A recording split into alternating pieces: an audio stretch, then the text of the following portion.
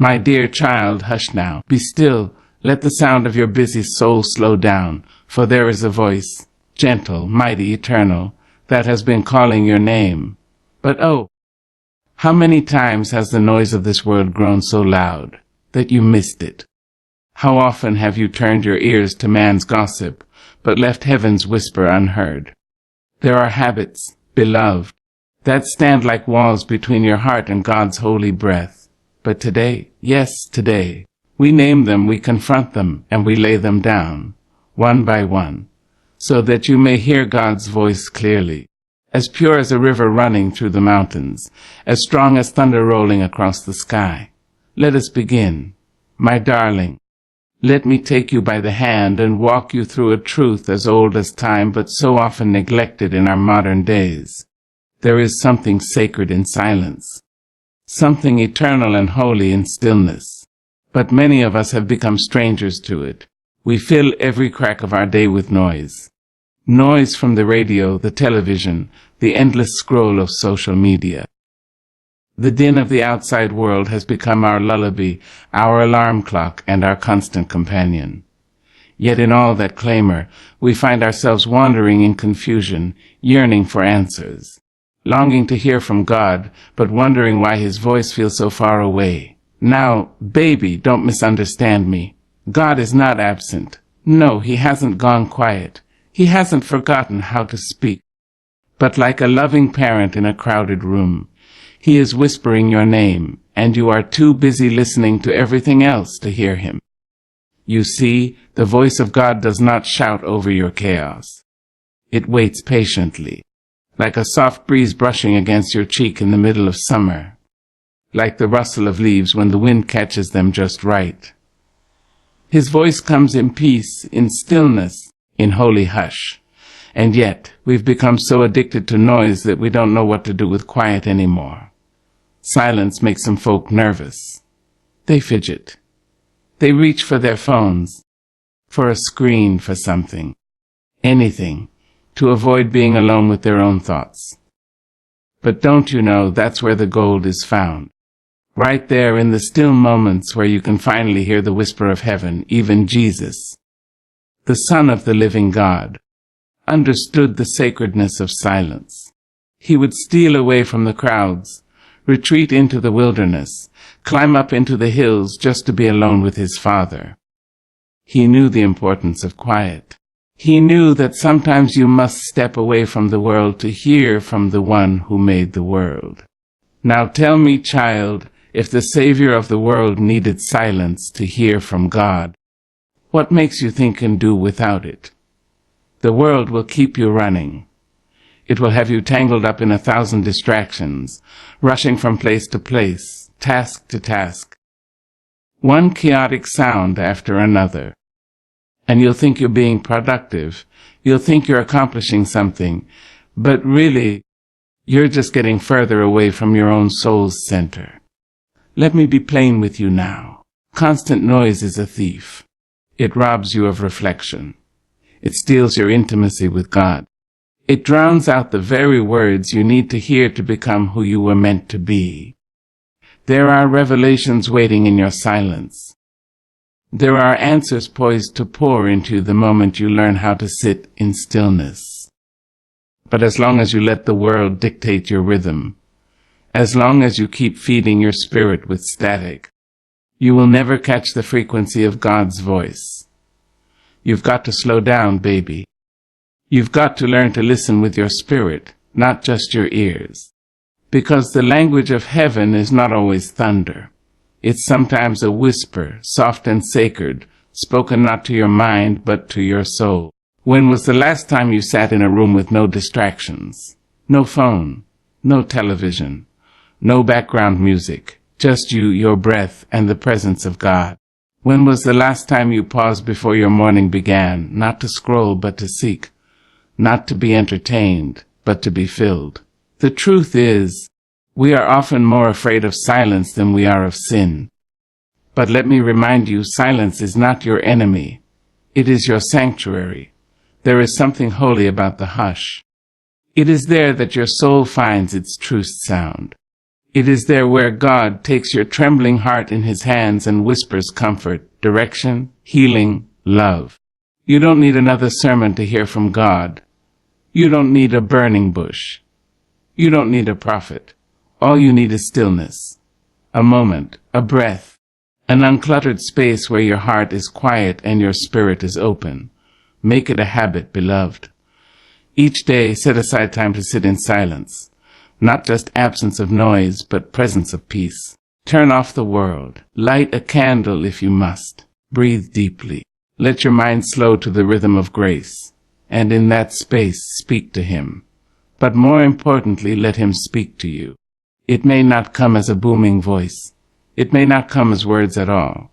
Sometimes it's a sense, a knowing, a peace that settles deep in your belly. That's God.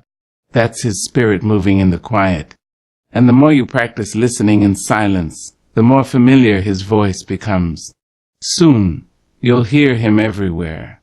In the rustling leaves, in the sight of the wind, in the stillness of your morning, in the quiet corner of your soul. So quit the noise, child. Quit the endless chatter of the world.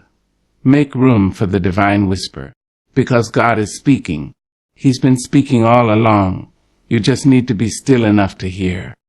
And when you do, oh child, when you do, you'll never confuse his voice with the world's again. You'll know it like you know your own name. You'll feel it like warmth on your skin. You'll follow it like a light in a storm. So hush now, be still, and listen. God is calling. My sweet, precious soul, come close now. Let me speak into the quiet places of your heart, the places that have been bruised by the weight of your own doubt. For far too long, you've walked through life wearing garments of hesitation and shoes made of uncertainty, questioning not only your steps, but the very feet that take them. Doubting yourself is a burden, and Lord knows it's one that too many of us carry in silence. You see, there's a tremble that lives in the bones of the one who doubts themselves. It's not the kind of fear that shouts or stomps, no. It's subtle, like a slow leak in a strong roof, dripping and dripping until the whole house is soaked in insecurity. That doubt becomes your language, your lens, your lullaby. And soon, every decision is shadowed by the thought, who am I to do this? What if I fail? What if I never heard him right in the first place? Oh, baby, hush now. You were never meant to live like that. You were never meant to shrink yourself into corners of silence when God has called you to stand tall on mountains of purpose. That small voice inside that questions every move. That whispers, you're not enough. That ain't the voice of God. No, God doesn't speak in shame. He doesn't speak in fear. He doesn't wrap his words in hesitation. When he speaks, it's with clarity, with fire, with truth that doesn't shake when the world does. And when you doubt yourself, what you're really doubting is the God who made you.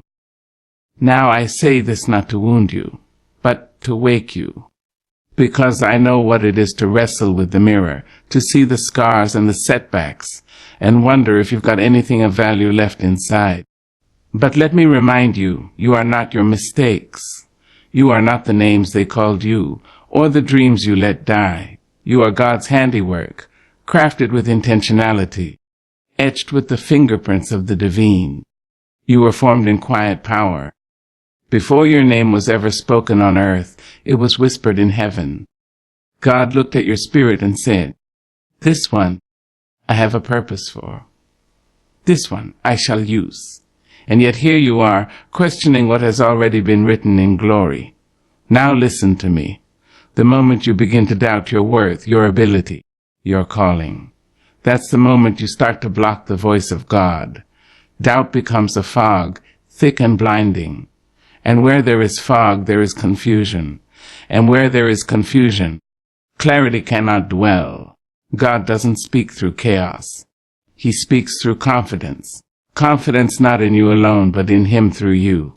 When Moses stood before the burning bush, shaking in his sandals, saying, I can't do this. I stutter. I'm not eloquent. What did God say? He didn't coddle. He didn't retreat. He said, "Who made man's mouth? Who makes him mute or deaf or seeing or blind? Is it not I, the Lord?" In other words, don't tell me what you can't do. I made you. That's what God is still saying today. To you, right now, I made you. That means he knows every flaw and every brilliance, every wound and every wonder, and still he calls you. Still he speaks to you. Still he sees something in you that is worthy, holy, powerful. But here's the thing, darling. God can speak to you all day long, but if you don't believe in yourself enough to listen and respond, you'll never catch the fullness of his message. You'll second-guess the signs. You'll ignore the whispers. You'll bury the blessing because you were too afraid to believe it was really yours. So let me ask you, what would change in your life if you stopped doubting yourself? What mountains could you climb? What words could you speak? What joy could you unlock if you truly believed that God knew what he was doing when he made you? You've got to rise above that internal critic, the one shaped by years of rejection, disappointment, maybe even trauma. You've got to stand up to that voice and say, "No more. I choose to believe the one who made me over the doubts that haunt me." Because doubt may visit, but it doesn't have to live with you. You don't have to feed it, water it. Let it grow roots in your spirit. You can evict it. You can say, "I trust my God more than I trust my fear." And let me tell you, when you start to believe in yourself the way God believes in you, something beautiful happens. You begin to walk differently, speak differently. You begin to carry peace instead of panic, purpose instead of pause. You begin to hear him more clearly, because your soul is no longer crowded with self-criticism. There's room now, room for divine direction, for holy instruction, for sacred whispers that once got lost in the noise of your doubt. So yes, child, quit doubting yourself, not because you've got it all together, but because God does. Because he doesn't call the qualified, he qualifies the called. Because you are chosen, not by mistake, but by majesty. Stand tall in that truth. Walk forward in that power. And listen, really listen, for the voice of Lord, because it's there. It's always been there, waiting for you to believe in yourself enough to believe in him. You hear me? Good. Now go on and shine. Oh, child, sit down a spell and let me talk to your spirit. Let me tell you something that the world will not whisper into your ears, because the world is too busy shouting. You see, we have made a God out of busy. We have bowed down to calendars, built altars out of obligations, and crowned exhaustion like it were a badge of honor. But let me tell you the truth. The raw and holy truth-hang business is not a fruit of the Spirit. It is not a sign of divine favor. And no, it is not the key to hearing the voice of God. We have filled our days with doing and forgot about being still, being quiet, being available for the Spirit to move, to whisper, to sing a lullaby into the broken places of our hearts. Oh yes, we run so hard, running after money, after approval, after position, after things that won't even hold us when the darkness falls. We say yes to every request, every meeting, every duty, until our souls are threadbare and our ears too weary to recognize the sound of heaven. But child, don't confuse motion with meaning. Don't mistake productivity for purpose. For what does it profit you to be busy from sun up to sundown if your soul is dry and your spirit can't hear a thing from the one who formed you? You see, God isn't trying to fit himself into your busy schedule. He's waiting for you to make room. He's not knocking on the doors of your business. He's sitting in the quiet room you haven't entered in weeks, waiting for you to remember it even exists. When Elijah, the prophet of fire, was hunted and afraid, he hid in a cave. And the Lord said to him, "Come out, for I am about to pass by." And there came a great and powerful wind. But God was not in the wind. And after the wind, an earthquake. But God was not in the earthquake. And after the earthquake came a fire. but God was not in the fire. And then came a gentle whisper. And that, child, was where God was. But how can you hear a whisper when your life is thundering with noise? How can you hear when your phone buzzes every 10 seconds? When your calendar is choked with things that bear no fruit? You've got to unclutter your spirit. You've got to sit down and let heaven breathe over your chaos. Some of us stay busy because we're afraid to face ourselves in stillness. We think if we keep moving, we won't have to feel. But baby, healing doesn't come through motion. It comes through surrender. And you can't surrender if you won't sit down.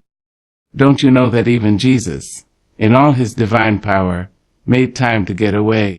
The scriptures say he often withdrew to lonely places to pray. Now think on that. If the Son of God had to step away from the noise, the crowd, the work, what makes you believe you can live holy in a hurricane of distraction? We've got to learn to say no. Not because we're selfish, but because our souls need space to breathe. You cannot pour from an empty cup, and you certainly can't hear the voice of God through one that's overflowing with noise, nonsense, and non-essentials. Let me put it plainly. Some of you are doing things God never told you to do. You're carrying burdens he never asked you to carry. You're showing up in rooms he never called you to walk into. And you wonder why you can't hear his voice. It's not because he isn't speaking. It's because you're too deep in the doing to recognize the direction. Stillness is not laziness. It is sacred. It is strength. It is surrender. You must be still enough to know when God is guiding you and when you're guiding yourself. Because self-driven business will burn you out, but spirit-led rest will build you up. And in that rest, in that holy pause, you'll find him again. You'll hear him again. You'll feel the warmth of his voice wrap around your heart like a blanket on a cold night. You'll feel clarity rise where confusion used to reign. You'll stop asking, "What should I do next?" and start hearing, "This is the way." Walk in it. My darling, don't let the world bully you into believing that being busy is the same as being blessed. No. Some of the most blessed people I've ever known were not rich, not loud, not famous. But they had peace. They had time. They had joy in the quiet. And they could hear God like thunder wrapped in velvet. So today I'm asking you to do something holy. Stop. Just stop. Take a deep breath and ask yourself, what am I doing that God didn't assign me? What am I running from by staying so busy? What still small voice have I been drowning out with my endless motion?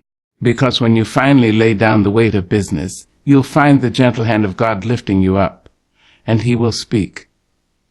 Oh yes, he will speak. Not in the wind, not in the fire, not in the earthquake, but in the stillness. And when you hear him again, clear and sweet like the voice of an old hymn, you'll wonder why you ever thought being busy was more important than being in his presence. So hush the hustle. Silence the spin. Let your soul settle. God is speaking. And this time, you will hear him. Child, let me speak this truth gently, for it is a tender thing. A wound that many carry quietly in the chambers of their heart. Some of us have become so used to the heaviness of unforgiveness that we no longer feel its weight. We wear it like a second skin. We tuck it beneath our Sunday smiles and carry it into every conversation, every decision, every prayer. But I must tell you, my darling, as long as you hold on to that hurt, that rage, that memory soaked in bitterness, you will never be able to fully hear the voice of God. Unforgiveness is a wall. Not just between you and the one who wronged you, but between you and heaven. It is a bitter root, and child, no tree can grow sweet from a bitter root. You may speak in tongues.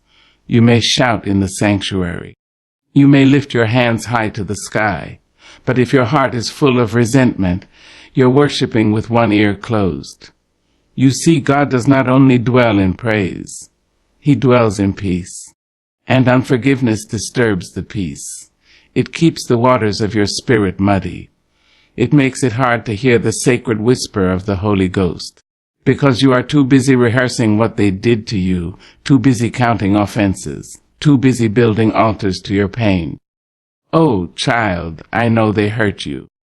I know they spoke things over you that were never true. I know they broke promises, broke your heart, broke your trust. And I would never ask you to pretend that it didn't matter. But forgiveness isn't saying it didn't matter. Forgiveness is saying it will no longer master you. Because when you hold on to offense, you give the offender power over your peace.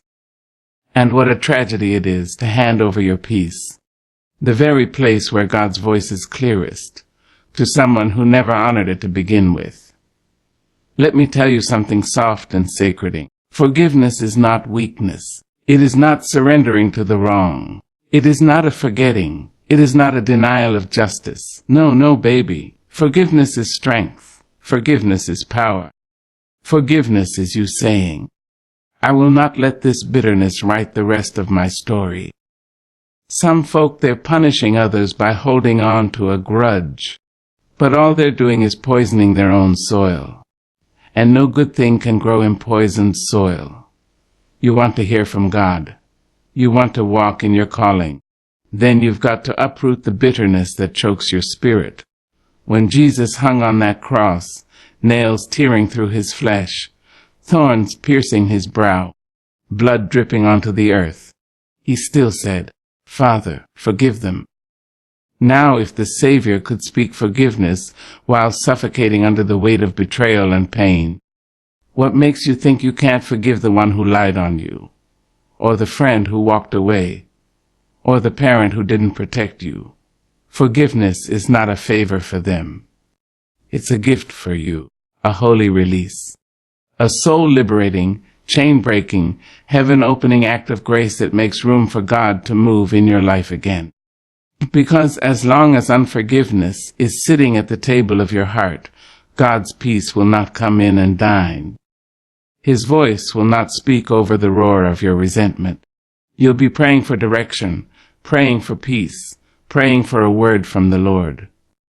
And yet your own bitterness will be the blockage that keeps the river of revelation from flowing. Child, listen to me. You can't live holy while holding hate. You can't ask for heaven's clarity while entertaining earthly grudges. If you truly want to hear God's voice with purity, with power, with peace, you must make room, and forgiveness is how you make room. It may not happen in a moment. It may take many tears. It may take trembling prayers and quiet confessions and days where you say, Lord, I want to forgive, but I don't know how. And that's all right. Start there.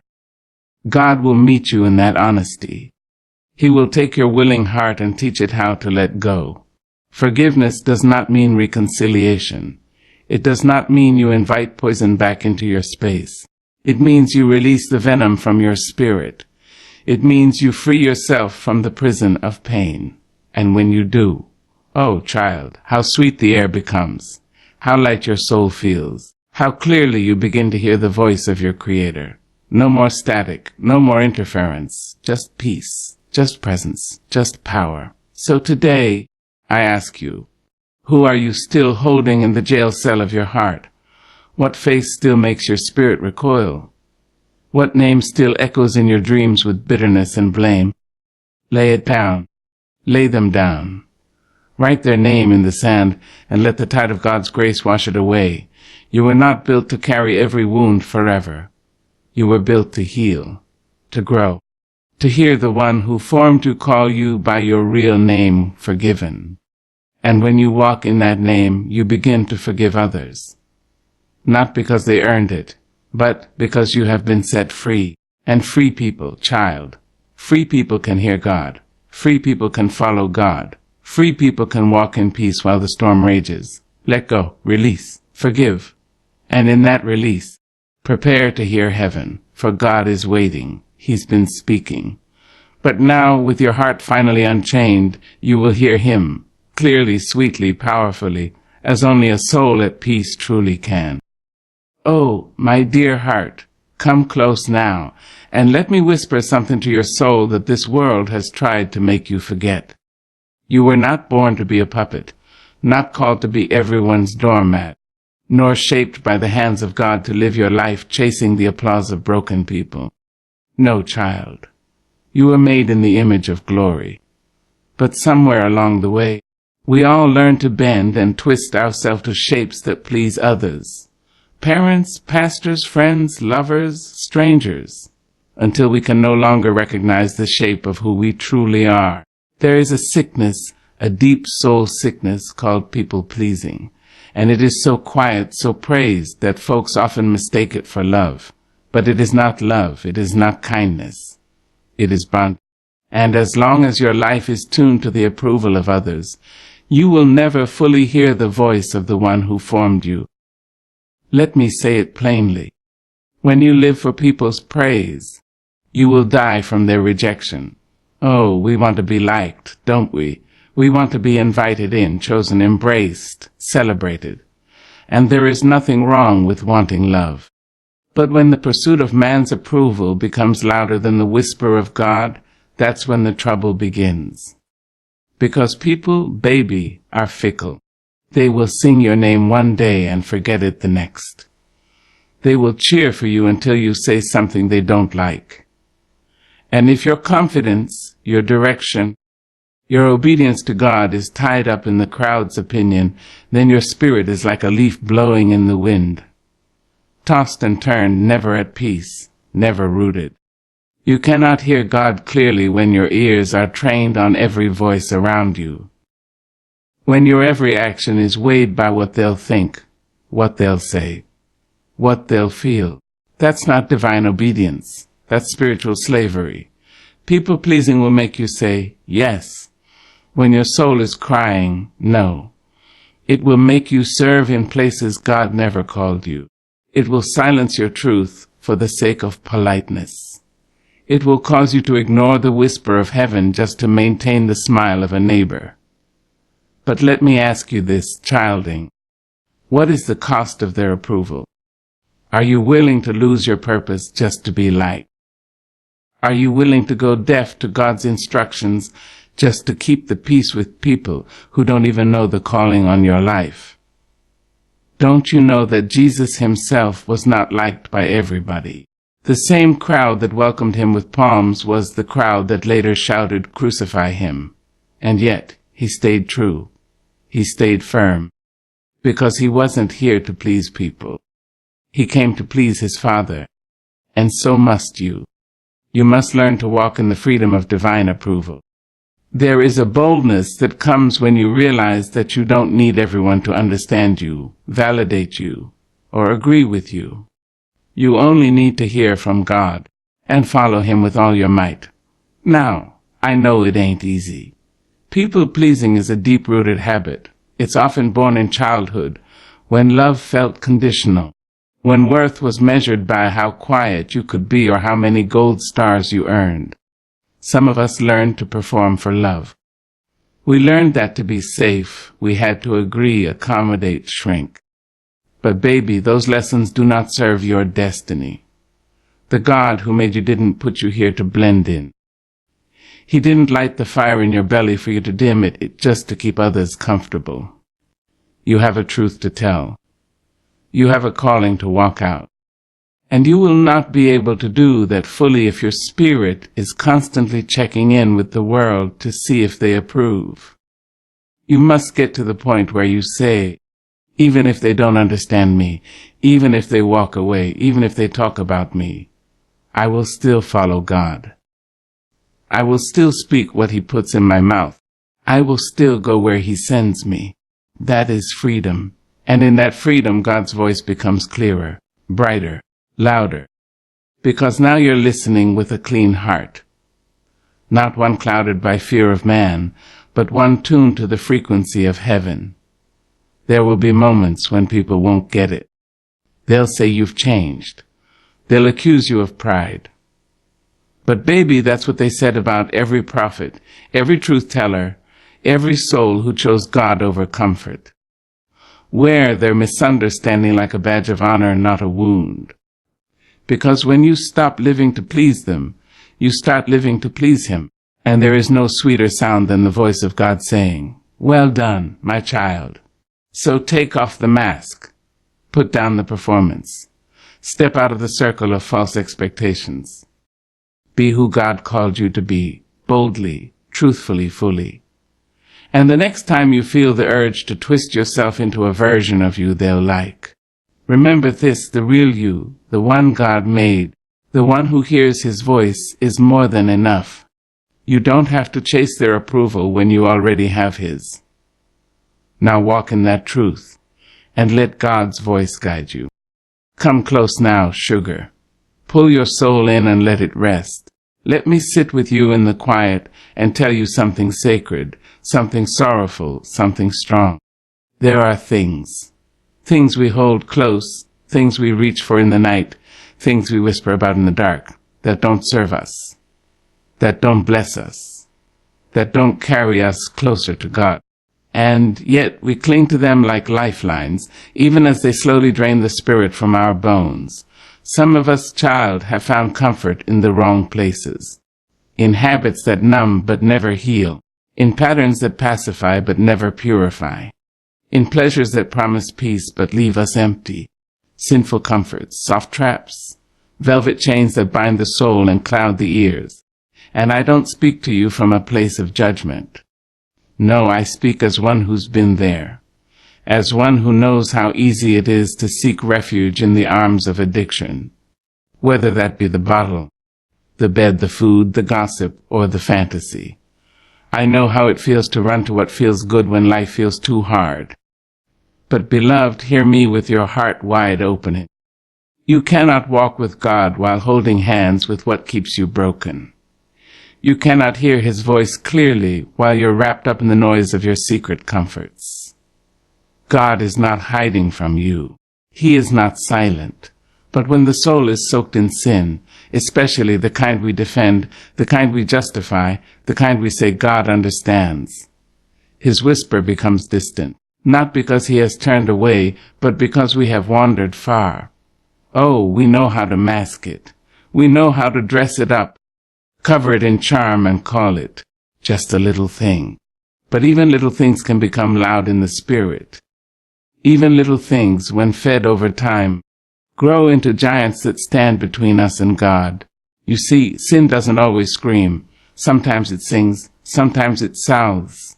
That's what makes it so dangerous. The enemy doesn't tempt you with chains. He tempts you with comfort. He offers you escape, not realizing he's giving you a prison with velvet walls. But child, you were not made for prisons. You were made for gardens, for rivers, for mountains, for glory. And the voice of the Lord, that still small voice that speaks in power and peace, is clearest in clean places. It is clearest in hearts that have made space for it, not just in desire, but in discipline. It's not about being perfect. No, none of us are. But it is about being surrendered. It's about recognizing when a thing is killing you slowly and deciding, even with trembling hands, to let it go. Let go of the relationship that drains your dignity. Let go of the secret indulgence that leaves you feeling hollow the next morning. Let go of the lie that tells you need the thing to survive. You need God, child. And He is enough. There is no high like His presence, no thrill like His peace, no comfort like His arms. But you won't know that fully if you're still tasting from the table of things that do not nourish your spirit. Some of us are spiritually starving because we're filling up on junk. And we come to God asking, "Why can't I hear you?" But the real question is, what's in your ears? What's in your heart? What have you made a home for that He never sent? You can't expect divine clarity while feeding on spiritual confusion. You can't mix light and dark and expect to see clearly. It's time, beloved. Time to throw it away. Time to pour it out. Time to log off, step back, end it, confess it, and let God fill the space where sin once sat.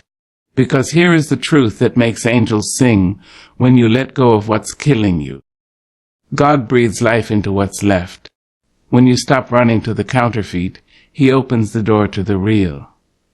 When you lay down your sinful comforts, you pick up something holy, something whole, something eternal, and suddenly you start hearing again. Oh yes, his voice comes back with sweet fire and sacred thunder. It washes over you like rain after a long drought. You feel clean. You feel awake. You feel connected to the God who is always there, always speaking, just waiting for your heart to clear the static. This isn't about rules. This isn't about shame. This is about love. God loves you too much to let you settle for less than his best. He loves you enough to call you out from your comforts and into your calling. He loves you enough to whisper, even when your ears are full of noise, come back to me, come home. And when you do, when you truly surrender and say, God, take all of me, even the parts I've hidden, even the things I've used to cope, when you say that, the heavens open, the veil lifts, and you hear. You finally hear. You hear his love, his instruction, his purpose, his promise. So go ahead, child. Empty your hands of what you never needed. Pour out the poison. Burn the bridges to bondage. And listen. Just listen. The voice of God is calling you back to clarity, back to holiness, back to peace. And now that your soul is ready, now that the clutter has cleared, his voice will sound like music. And you, beloved, you will never be the same again.